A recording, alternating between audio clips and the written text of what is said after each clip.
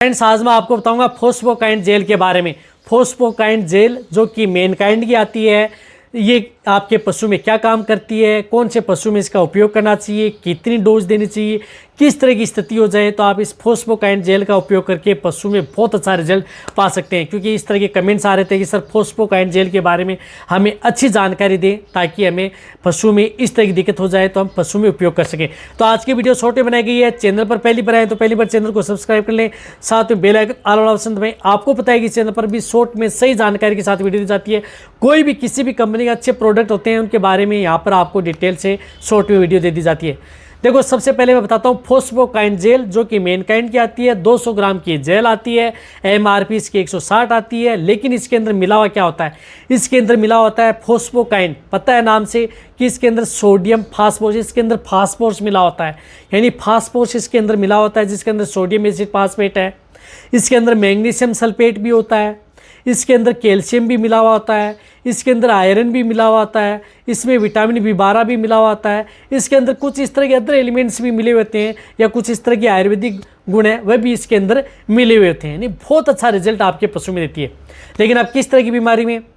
एक तो यदि आपके पशु में पेशाब के साथ खून आना, पशु में फास्फोरस की कमी होना जिसकी वजह से कई बार पशु में पेशाब के साथ खून आता है, या पीपीएस डिजीज हो चुकी है, या यदि आपके पशु में कई प्रोटोजोआ जनित इन्फेक्शन हो चुकी है उसकी वजह से पशु में शरीर में खून की कमी है, या पशुओं के शरीर के अंदर डेफिशिएंसी हो गई है, तो वहाँ पर भी आप इसका उपयोग कर सकते हैं। इसी तरह से यदि आपके पशु में जिस प्रकार से फास्फोरस की कमी की वजह से कई बार पशु रिपीट होता रहता है, रिपीट ब्रीडिंग की शिकायत है, बार बार रिपीट हो रहा है, तो वहाँ पर भी आप इस जो जेल है 200 ग्राम की जेल आती है, इसका उपयोग आप अपने पशु में लगातार 2-3 दिन कर सकते हैं। जब आप AI नेचुरल करते हैं तो उसके साथ भी आप अपने पशु को 2 से 3 दिन दिया जा सकता है। रिपीट ब्रीडिंग में भी आपके पशु में अच्छा रिजल्ट ये देती है। इसी तरह से यदि पशु में कमजोरी आ गई है, पशु में कमज़ोर है, उस स्थिति में उपयोग किया जाता है।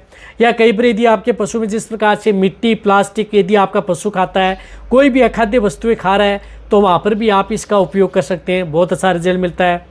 इसी के साथ साथ यदि आपके पशु में जिस प्रकार से कहीं पर मिल्क फ्यूर हो गया, कीटोसिस डिजीज़ हो गई, या कई तरह की जो मेटाबॉलिक डिजीज़ है, PPH है, पशुओं में दूध की कमी आ गई है दूध देने वाले पशुओं में, तो वहाँ पर भी आप इसका उपयोग करके इन सभी समस्याओं का समाधान आप कर सकते हैं। इससे दूध बढ़ा सकते हैं, रिपीट ब्रीडिंग की समस्या दूर कर सकते हैं।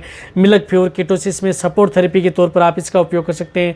या कई तरह के रोग हैं उनसे आप अपने पशुओं को बचाया जा सकता है। या जिस प्रकार से पाइका रोग हो गया है वहाँ पर भी आप इसका उपयोग पशु में करवाया जा सकता है।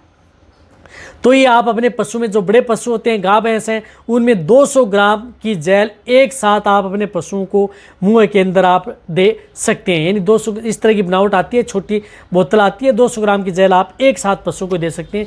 लगातार 2 दिन 3 दिन भी आप अपने पशुओं में उपयोग किया जा सकता है। रही बात ये, यदि आपका पशु प्रेग्नेंट है, ज्ञाबिन है, तो प्रेग्नेंट व ज्ञाबिन पशुओं को भी आप इस जेल का उपयोग करके पशु में अच्छा बेनिफिट लिया जा सकता है। इसी तरह से यदि आपके पशु में कई दिनों से यदि आपका पशु कमज़ोर है, खाना पीना नहीं कर रहा है, इंडाइजेशन से संबंधित दिक्कत है, तो भी आप इसमें उपयोग कर सकते हैं। या कई इस तरह के एरिया जिस प्रकार से यदि पशु बैठ गया, खड़ा नहीं हो पा रहा है, या कई इस तरह के एरिया जहाँ पर फास्फोरस की कमी हो चुकी है, वहाँ पर आप इस जेल का उपयोग पशुओं में ज़रूर करवाएं।